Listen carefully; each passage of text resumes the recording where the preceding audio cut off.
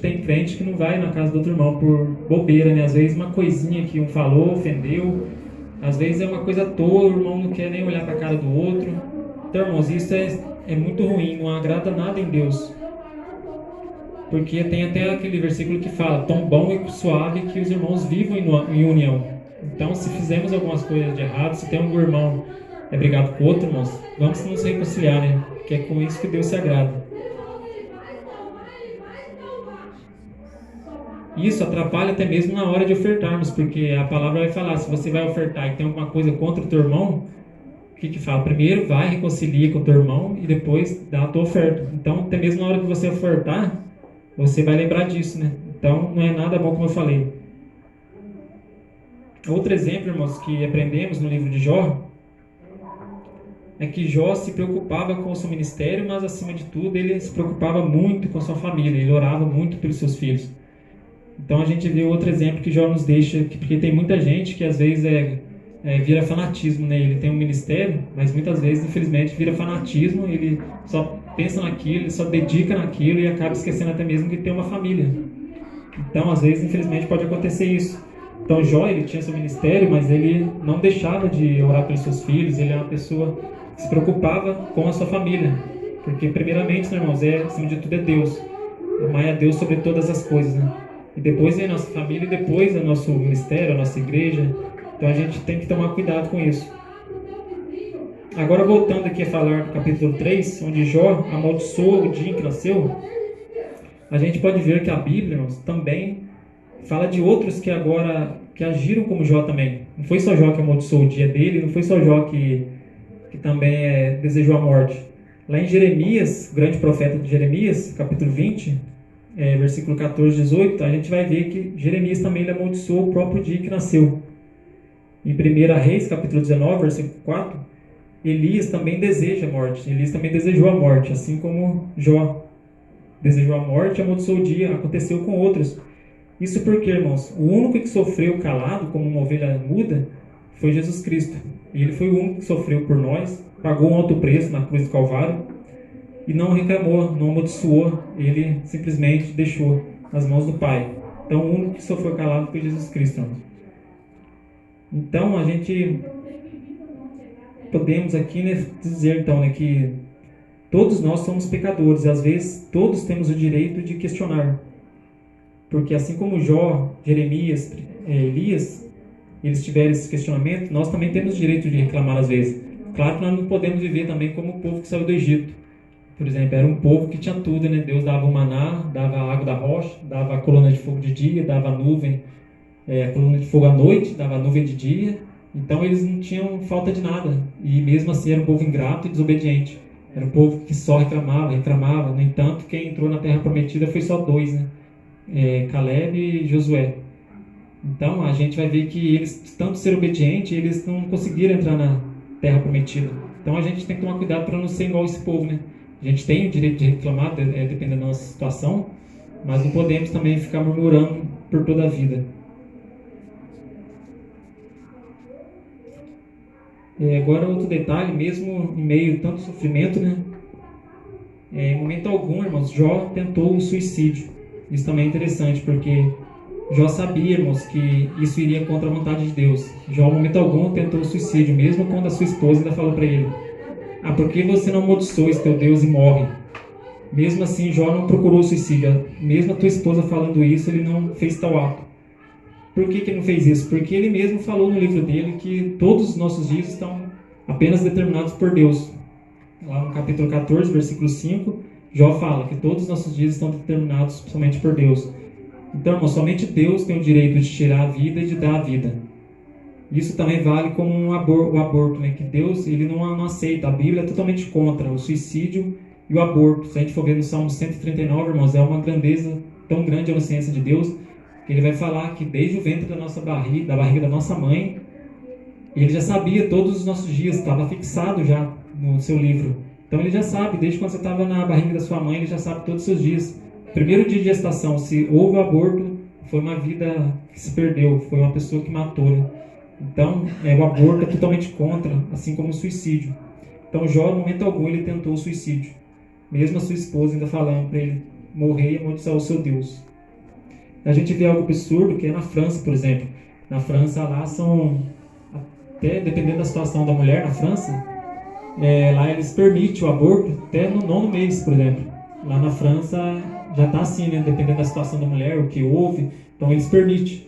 Então isso a gente vê que é um absurdo, né? Como que está ficando o nosso mundo. Jesus está voltando. Aleluia. Então, irmãos, hoje nós temos a palavra, hoje nós temos a palavra, hoje nós temos a revelação de Cristo, hoje nós temos o conselheiro, o consolador.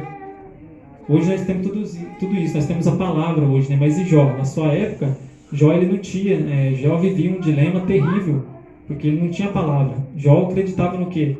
Era na revelação do Deus El, né? Naquela época lá tinha o Deus El, que era o Todo-Poderoso. E esse Deus El também é o nosso Deus, que Jó servia. É o Deus El que eles falavam, né? O grande El, que é o Todo-Poderoso, né? Que era naquele tempo, pois naquele tempo ainda não havia a palavra, porque Jó é bem antes de Moisés que começou a escrever o Pentateuco, né? Os 5 primeiros livros. Então a gente vai ver que Jó não tinha palavra, então ele vivia esse dilema sem a palavra. Então, vamos viver então pela palavra, irmãos, porque é ela que salva, ela que cura e ela que também liberta. Aleluia, Jesus, glória a Deus. E, irmãos, e lendo o livro de Jó, nós vemos que em momento algum, Jó, isso aqui é interessante também, né? Em momento algum, Jó coloca a culpa no inimigo. A gente pode ler todo o livro de Jó que a gente vai ver que ele não coloca a culpa no inimigo. Isso é o que acontece muito na vida dos irmãos hoje. Aconteceu alguma coisa, o inimigo está acabando com a minha vida, o inimigo fez isso. Isso é coisa do inimigo. Então, irmãos, Jó, ele não dava moral para o inimigo, ele não focava no inimigo. A gente não tem que focar no inimigo, a gente tem que pensar somente em Deus, né? Falar coisas boas, falar das maravilhas que Deus tem feito em nossa vida. Então, a gente não pode focar no inimigo, a gente não pode fazer como muitas pessoas fazem. Então, Jó nos deixa esse exemplo muito forte, né? Que a gente tem que somente falar de Deus, de coisas boas. Vamos manter, então, né, os nossos olhos, os nossos fixos para o alto, onde Cristo vive. Porque a gente tem exemplos de algumas pessoas, por exemplo, que nos mostram isso. Tipo, por exemplo, você vai no hospital visitar um enfermo, você vai na casa de alguém visitar um enfermo, e a gente acaba saindo de lá confortado com alguma palavra daquela pessoa falou. A gente sai dali confortado, mesmo aquela pessoa passando por tanta coisa ruim, ele ainda nos traz uma coisa de bom, uma palavra. Por quê? Ele está com os olhos voltados para o alto, olhando para Cristo. Aleluia. E a gente vai ver outro exemplo também, quando Pedro está andando sobre as águas, ele está com os olhos fixos em Cristo. Mas a partir do momento que ele para e começa a olhar para as águas, as adversidades, ele começa o quê? A afundar. Aí ele é homem de pouca fé, porque ele tirou os olhos de Cristo. Se ele tivesse continuado andando sobre as águas, talvez ele teria afundado. Então, quanto mais a gente olhar, irmãos, para as nossas dificuldades, tirar os olhos de Cristo, mais a gente vai afundar. Então a gente tem esse exemplo. Vamos falar agora um pouquinho aqui já, né, irmãos? Quase finalizando já. A respeito da sabedoria de Jó. A sabedoria de Jó, né? Jó, ele não era apenas inteligente e não tinha apenas conhecimento, né? Ele realmente tinha sabedoria. Qual que é a diferença da sabedoria e do conhecimento, né? A gente vai ver que o conhecimento é quando a pessoa tem um acúmulo de saber, né? A inteligência, o conhecimento é alguma coisa paga, por exemplo, você paga um curso, paga a faculdade, então isso é o conhecimento, você adquire conhecimento, uma coisa paga. Então o conhecimento é o que você paga, mas a sabedoria só vem de Deus. A sabedoria é algo que está oculto, que nós temos que buscar em Deus. Essa é a verdadeira sabedoria. Então, irmãos, a sabedoria é quando você coloca todo o seu conhecimento em prática. A gente pode ter um exemplo aqui de quem tem conhecimento e não tem sabedoria. Às vezes, a pessoa conhece toda a Bíblia, ela tem todo o conhecimento da Bíblia, mas ela não coloca em prática, ela não usa. Então, ela não está tendo sabedoria. Ela tem todo o conhecimento, mas ela não tem sabedoria para colocar em prática. Ela não vive, né, o que ela sabe.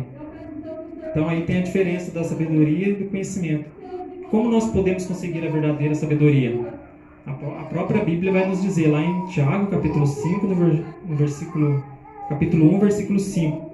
Se algum de vós tem falta de sabedoria, peça a Deus, né, que Ele vos dará liberalmente. Então é isso, irmãos. A gente tem falta de sabedoria, temos que pedir a Deus. Mas pedindo a Deus, e qual que é o nosso meio de buscar? Porque a gente pede a Deus, mas temos que fazer a nossa parte. Qual que é o meio? Vai estar lá em Provérbios, capítulo 9, versículo 10, que vai nos dizer o princípio da sabedoria, que é o temor ao Senhor. Então, irmãos, o temor ao Senhor é a fonte de toda sabedoria. É onde você vai conseguir encontrar. É você temendo a Deus. Se você sabe que é alguma coisa que você vai fazer errado, então você tem que não fazer, porque você tem que temer a Deus, tem que ter aquele temor. Então, o temor a Deus é a fonte para nós buscarmos a sabedoria. A gente vê que no livro de Jó tem os 3 amigos dele, né, que faz as acusações. E a gente vê que os 3 amigos de Jó, eles não tinham sabedoria, eles tinham apenas conhecimento. Eles tinham ali várias teologias. Ele falava que só os pecadores podem sofrer. Então, quer dizer, o justo não pode sofrer. Tinha essa teologia. Bildade falava que se há sofrimento, há pecado oculto. Era uma coisa que Jó estava escondendo, porque tinha pecado oculto. E Zofar, ele falava que o justo não passa por tribulação. Então era uma sabedoria, como diz, tradicional. Era uma coisa que vinha de tempos a tempos e não era nada de sabedoria que vinha de Deus. Era apenas o conhecimento que eles tinham daquele tempo. E Jó, irmãos, ele morreu aos 140 anos, né? Morreu farto de dias, né? Seus filhos foi até a 4ª geração. Amém? E eu estou muito contente por essa oportunidade. Agradeço em nome de Jesus, presbítero Anderson, meu sobrinho, né, que me fez o convite. E que Deus possa abençoar a vida de cada um em nome de Jesus. E obrigado pela oportunidade. Amém?